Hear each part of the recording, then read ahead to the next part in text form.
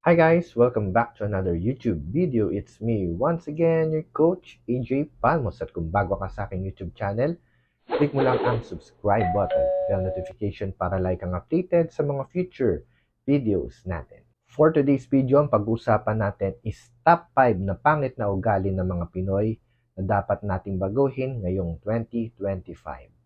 Alam natin hindi naman tayo perpekto as tao at meron tayong mga pagkakaiba-iba na mga personality.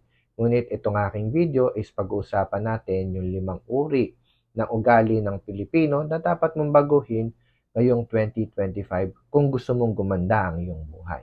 Kung ready ka na, samahan niyo po ako. Tara!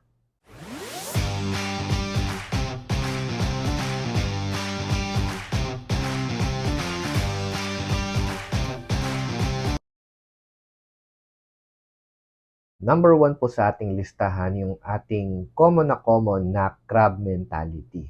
Ang mga Pilipino po ay kilala sa pagiging utak talangka. Ibig sabihin, short-minded po tayo. Pag may nakita tayong mga taong nagiging successful, hinahanapan natin sila ng rason kung bakit sila naging successful. Kaya naman yumaman yan, kumabit yan sa matanda.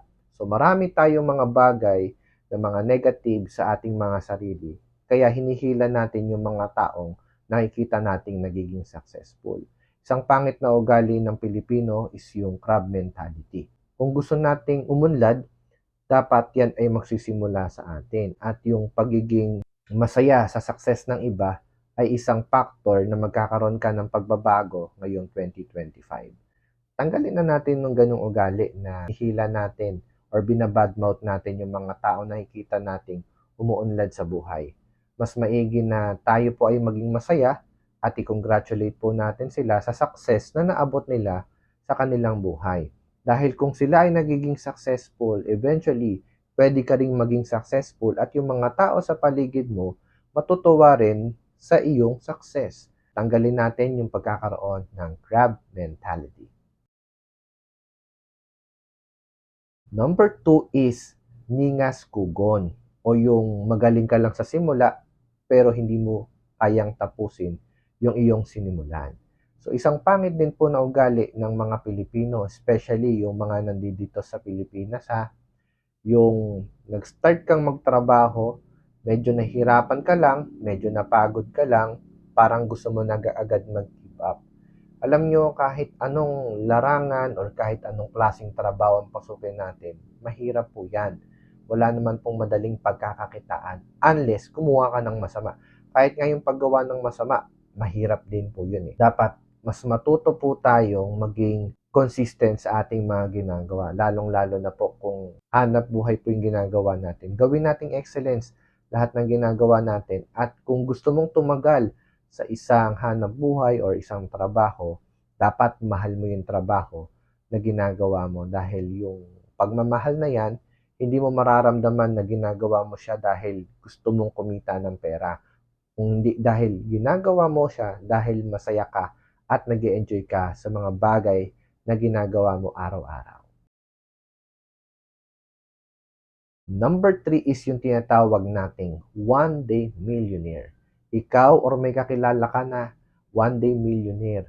Yung nakakuha ka ng sahod mo, nakuha mo yung bonus mo, meron ka pang 13 month, meron pang mga pag-grocery at incentives na nanggaling sa kumpanya noong nakaraang buwan. At kung naubos mo yan, good news, isa ka sa mga one day millionaire. Wala naman masamang mag-share ng iyong success. Pero tandaan mo, isang beses lang sa isang taon nangyayari yung mga ganyang bagay. So, instead na ipamahagi o ubusin mo yan, yung iba kasi may cellphone na, nagkaroon ka ng bonus, nagkaroon ka ng 13 month, iniisip mo na agad ngayon, saan ko kaya ilalagay yung pera na to? Usually, nauuwi yan sa pagbili ng mga appliances, pagbili ng mga bagong gadget, ng mga bagong luho. Hindi nagiging practical yung paggamit natin ng pera. So, yung pagiging one day millionaire, walang patutunguhan po yan. Kasi kahit bigyan ka ni God ng maraming blessing, kung hindi ka magiging masinop sa paghawak ng pera, lahat ng blessings na yan mauubos. Parang butil yan ng bigas. Hindi mo dapat kakainin lahat ng bigas or binhi na meron ka. Dapat may portion na gagamitin mo at may portion na itatanim mo uli. Para yung bigas mo, habang nabubuhay ka, marami kang nakakain at hindi ka mauubusan ng blessings galing kay God. So yung pagiging one day millionaire, tanggalin na po natin yan ngayong taon. Number 4, yung mapagkumpara. Ikaw or may kakilala ka na may ganitong personality na mahilig magsilip sa ibang tao. Alam niyo po, lahat ng tao may pagkakaiba. Pero dapat makontento ka kung ano yung bagay na ibinigay sa'yo at binahagi sa'yo. Kasi baka naman kaya pala mas maliit yung sa'yo, hindi ganun kaganda yung performance na ginawa mo. Or baka naman hindi talaga efficient ka para bigyan ng promotions or bigyan ng increase. Bago ka magalit, bago ka magkumpara, tignan mo muna yung sarili mo. Ako ba ay karapat-dapat tumanggap ng incentive, blessing, or increase na ito?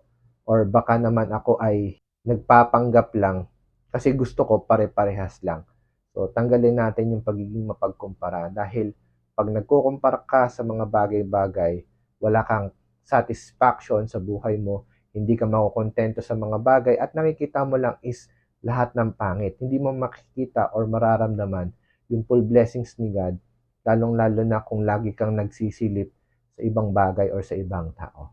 So, makontento ka kung ano yung binigay sa'yo at pagsikapan mo para lahat ng mga incentives, blessings, at increase na yung na-expect mo, darating din yung time, ibibigay sa'yo yan.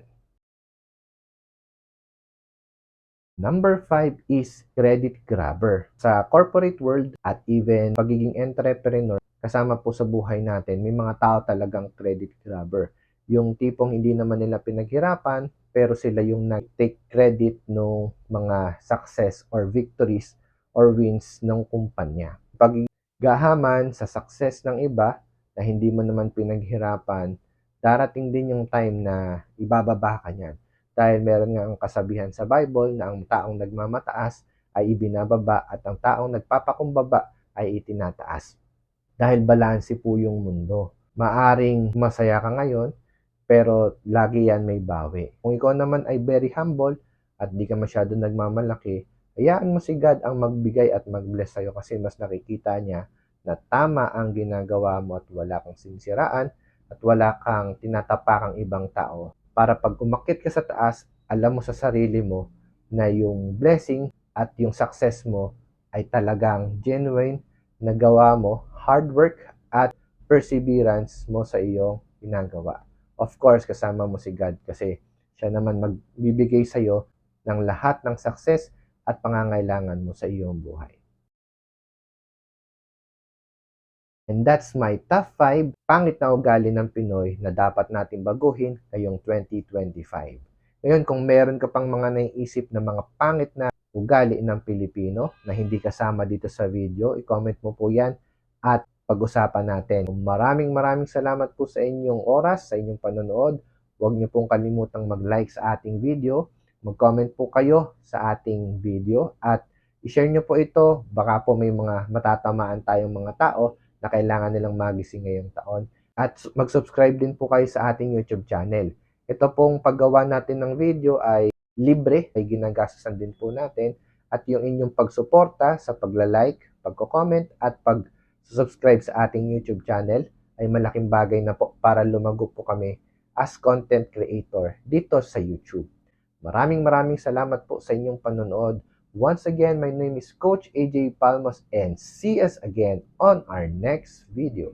To God be the glory. Bye-bye!